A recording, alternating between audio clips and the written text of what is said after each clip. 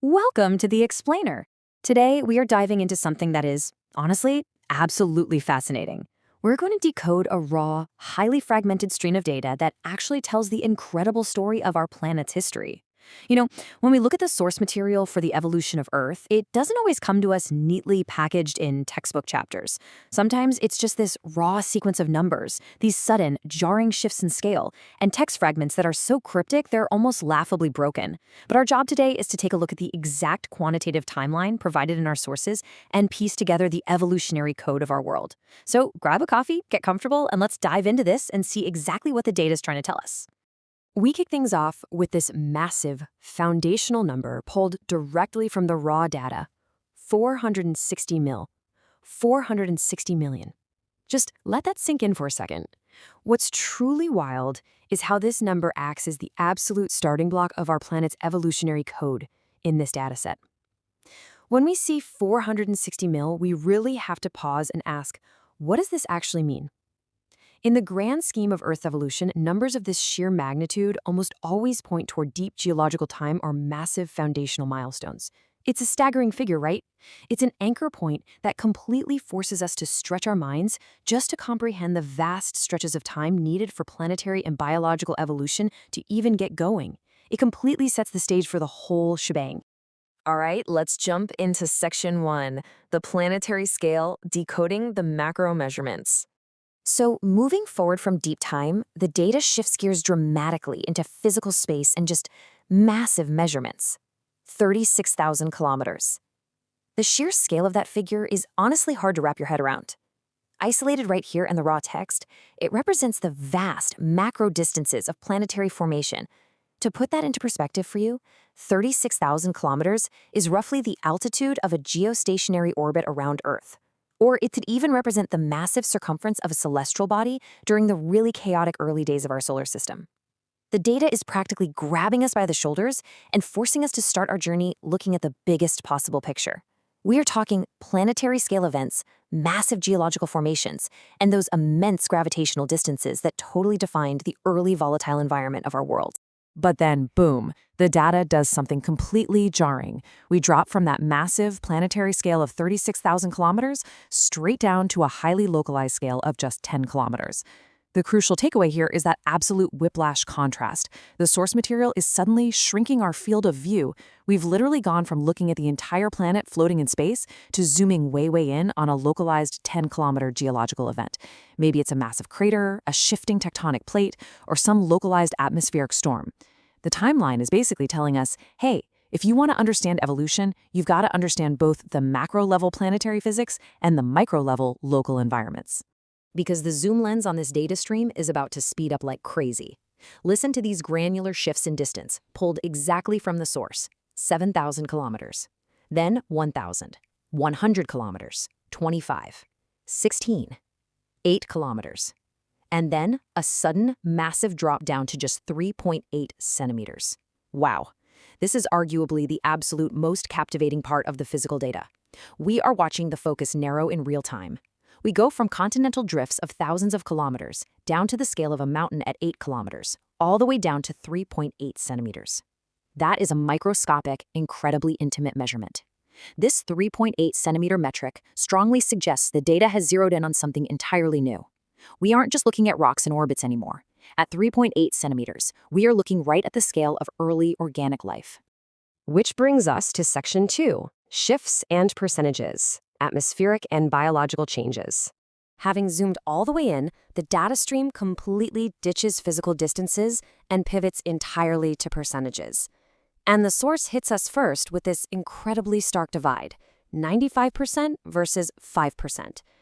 What you should really take away from this is the overwhelming, suffocating dominance of a singular condition in the early compositional data. I mean, think about it. An environment that is 95% one thing is incredibly extreme. This could represent an early toxic atmosphere completely dominated by carbon dioxide, or a primordial ocean totally devoid of the complex balances we enjoy today. That 95% figure shows us an Earth that is heavily skewed, very hostile, and essentially waiting for a catalyst to break up that monopoly.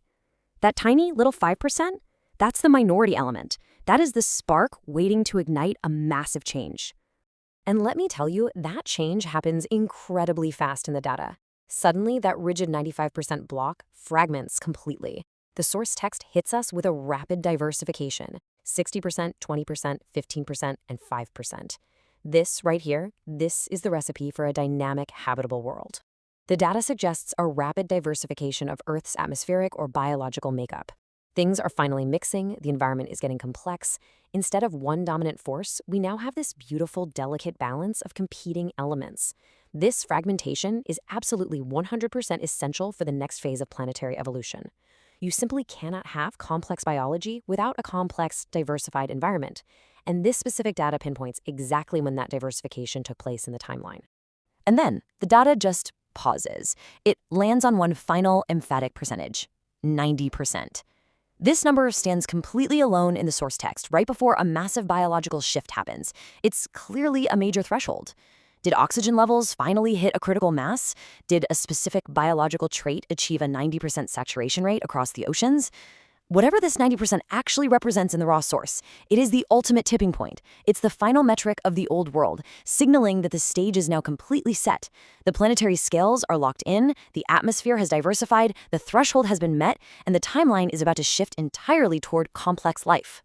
Moving right along to Section 3, the rise of Homo, the biological climax. Okay, this is where the data stream becomes incredibly intense and highly specific. All that groundwork with distances and atmospheric percentages, it culminates right here in the raw text. The source transcript literally hits us with this exact string: homo, homo, homo, homo, H, homo, homo, H. I mean, the data literally stutters and explodes with the repetition of the human genus. What an absolutely incredible way for data to represent biological proliferation. The rhythmic, escalating repetition of the word homo perfectly mirrors the rapid, unprecedented spread of human ancestors across the globe. This isn't a slow, steady curve we're looking at. It's a sudden, aggressive multiplication. And those weird text fragments, the and the standalone H's, they feel exactly like evolutionary offshoots, right? Like branches of the human family tree just sparking and expanding in this massive biological climax. The data is practically shouting at us about the sheer unstoppable force of human evolution. But right on the heels of that explosive, chaotic biological spread, the data stream hits a wall and lands sharply on a very grounding number: 200. Amidst all that wild, rapid multiplication, we suddenly get this definitive, solitary metric. So what does 200 mean when we're talking about the rise of Homo? Well, it could represent the 200,000 years that anatomically modern humans have walked the Earth. Or perhaps it represents a critical population bottleneck in our deep ancestry, a time where the survival of our entire species rested on a surprisingly small, definitive number of individuals. By contrasting the wild, stuttering repetition of the previous string with this incredibly stark number, 200, the source material grounds our explosive evolution into a very fragile, highly measurable reality. Finally, we reach Section 4, the final metrics, unresolved questions. As our timeline draws to a close, the data stream actually begins to break down. We transition away from clear numbers and biological markers into something far more cryptic and contemplative. The source text leaves us with this exact, unedited fragment: press out of 10 Marmi. It is a truly provocative, almost haunting final piece of data. I mean, after traveling through millions of years, tens of thousands of kilometers, shifting atmospheric percentages, and the explosive rise of humanity, the data stream just corrupts into this final question. What is the source actually asking us here? Is it some sort of measure of our impact? A fragmented digital warning about our future on this planet? It leaves us on such a lingering note of mystery regarding humanity's ultimate place in the evolutionary timeline we just spent all this time decoding. It really forces us to ask ourselves, where does our data go from here? Thank you so much for joining me to decode this incredible explainer today.